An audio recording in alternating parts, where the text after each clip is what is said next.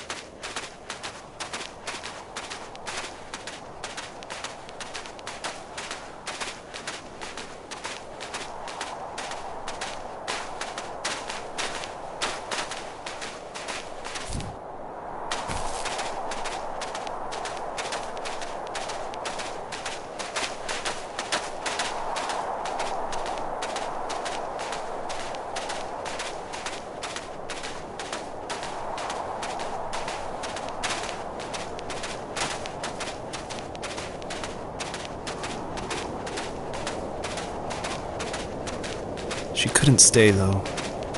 She had to find her other 2 children.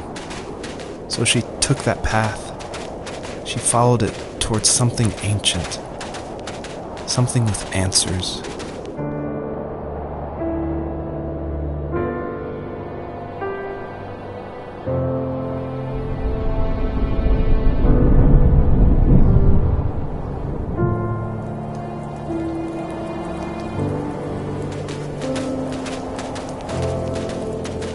The fox looked high and low, searching for any sign of her cubs.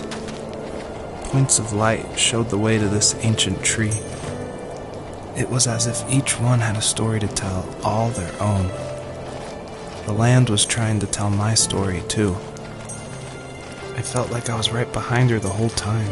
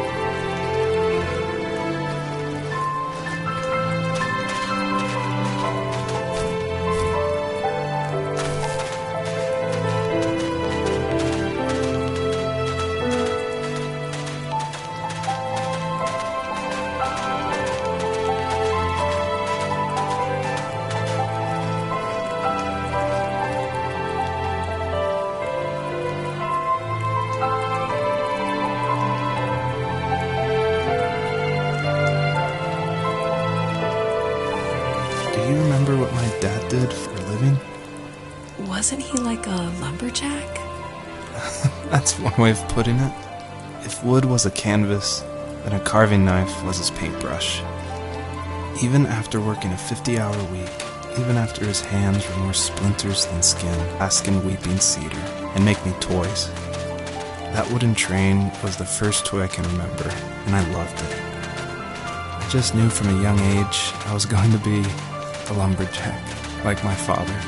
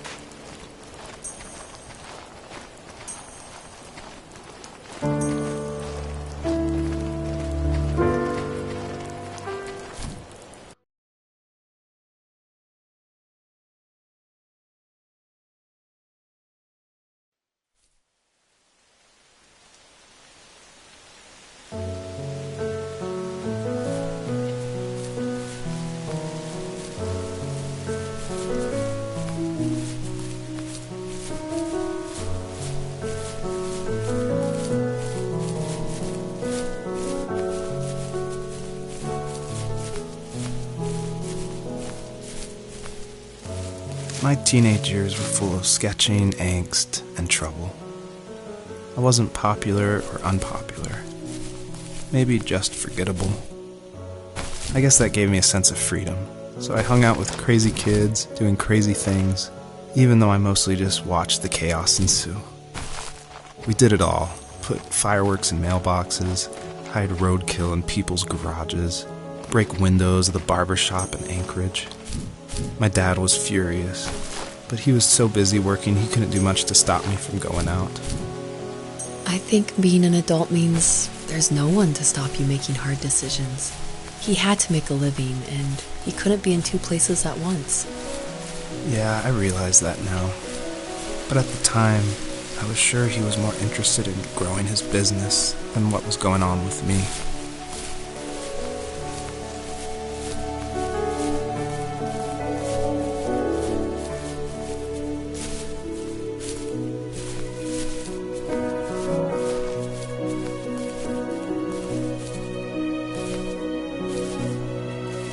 He was working another late night, and my friends were over, saying how bored they were and how they'd come all the way out to my house for nothing.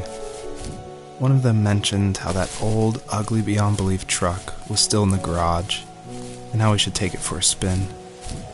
I was only 15, so I kind of fought it for a while. The next thing I knew, we were careening around the mountain path, rocks spitting onto the sides of the cliff, while my dad's cringeworthy bluegrass blared out the speakers. I drove while my friends were in the back of that yellow and purple truck, throwing beer bottles and trash at anything remotely interesting. Felt like I was soaring in the air with borrowed wings. But all good things have endings. A cop outside of Eagle River pulled us over after he saw us in a bottle rocket into someone's yard. What followed was a long night of talking to disappointed adults and feeling smaller than ever.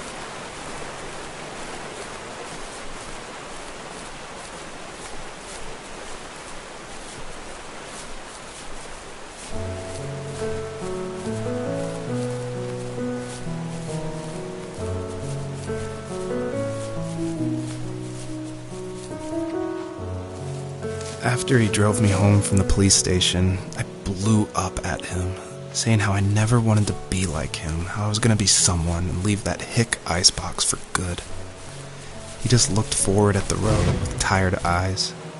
I took out that bluegrass tape from the cassette deck and chucked it out the window. In my sage teenage wisdom, I thought I had proved the ultimate point. But my dad had a different idea.